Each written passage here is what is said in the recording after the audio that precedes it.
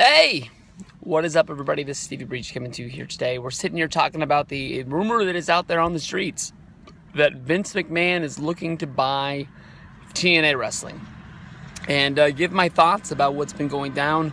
Honestly, I'm sitting in the same parking spot that I was in probably about 2 years ago when word came down the pipe that TMZ had broken up a story basically saying that Spike TV was going to be canceling TNA Wrestling, and talked about the fact that this was probably the end of TNA Wrestling, and then from there they were able to basically talk another network into putting them on their network, and that's Pop TV, which didn't really work out. They were there for about a year, and then they packed their bags, and I honestly don't even know what network they're on now. That's weird. I don't even know what network wrestling is on, even if I wanted to watch it. But then again, I got so used to streaming it now that I have cable. I haven't even thought about trying to turn it on television. So, it is what it is. But basically, honestly, in my mind, if I'm Vince McMahon, I don't think I really offer that much money for TNA Wrestling. Not that I'm saying it's not worth that much money, but at this point, I don't think the TNA Wrestling is worth acquiring. It's not a number one must-have thing. I think you add TNA Wrestling's, their library to the WWE Network. I don't really think it's going to add a lot to the WWE Network. Will some people that are already subscribers maybe watch A Bound for Glory, or maybe watch something that's added up there? Maybe, but I don't think that they're going to be bringing in lots and lots of past wrestling fans to having a library of TNA Wrestling. I don't think that it's really going to bring in more people. I think that it does help their library for the fact of maybe they make more complete, best ofs, best of Kurt Angle, best of Sting, best of Jeff Jarrett. I don't really think it adds to the best of Booker T. Booker T was there and he really sort of didn't get it. And maybe you can do something with AJ Styles, and the long career that he had there before he went to WWE, and since AJ's already won the championship and it looks like he's going to have a good number of years there before his contract is up, you'd think that WWE would probably want to market something after AJ Styles, seeing how popular this guy is, and having the TNA library does help.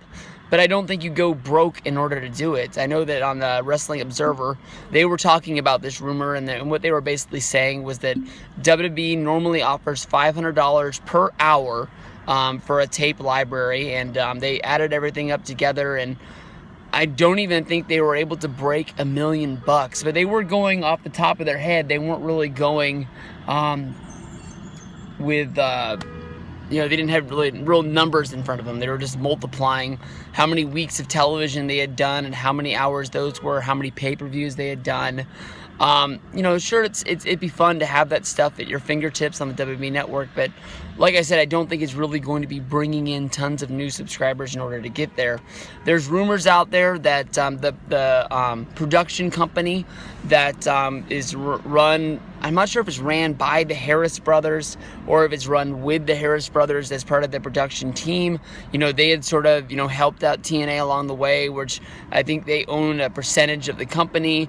Billy Corrigan has been rumored he owns a part of the company. Of course, there's always the Carters that are there, and they're desperately trying to get out. This company's been bleeding for years in order to get there. Maybe there's some rich company out there like the Sony 6, I think is what it is, the Indian company that I think bought in order to bring TNA Wrestling to their television, which I'm guessing is bringing in ratings, and or I don't know why they would want them and not WWE, which doesn't make any sense.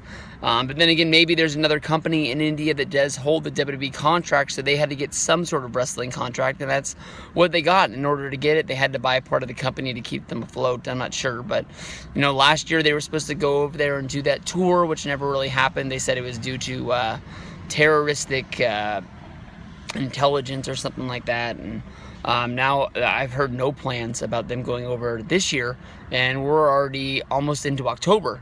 So I don't know when that's ever going to happen, but that was part of the deal, that they were supposed to go over there and film some television, to make it seem like they actually care about the people over there, and they want to put on a good show.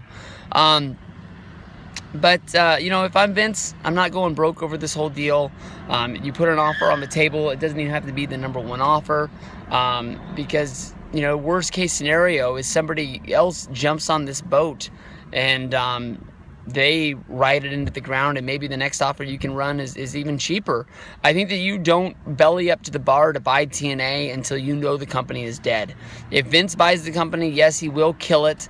Maybe some guys like you know, Ethan Carter III, maybe you know, Drew Galloway, definitely, maybe Bobby Lashley, if Bobby Lashley even wants to come, if he wants to make money. I mean, this is going to be the only dance in town that's there for him.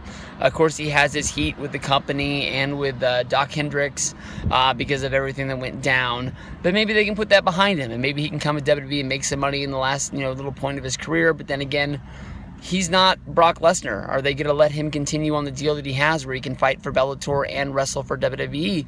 At least when it comes to Bobby Lashley wrestling for TNA, he's more of a full-time wrestler. I was saying that anywhere he's in the status of Brock Lesnar, that he can get in the octagon with him, but I'm not saying that I wouldn't want to see it if it did go down. There's probably a few more guys along the way that, you know, would get offered a deal. They've got lots of guys that could fit into the cruiserweight division if they wanted to bring somebody like that in. But, you know, they've always sort of been there, you know, and you got to wonder about James Storm. James Storm came, they put him on television twice. He left NXT to go back and get another deal. Are they still going to be interested in James Storm, or are they going to think that he treated him like Jeff Jarrett and basically, you know, used them to get a better offer from TNA and went back and did it? And maybe that would be the end of James Storm as we know it. So there's a lot of stories that pop up inside of this one story, but I think we're a long way from Vince owning TNA and bailing out the Carters and getting that tape library. There's no way in the world you're doing a TNA invasion or anything like that. So we'll see what goes down. Peace out, everybody.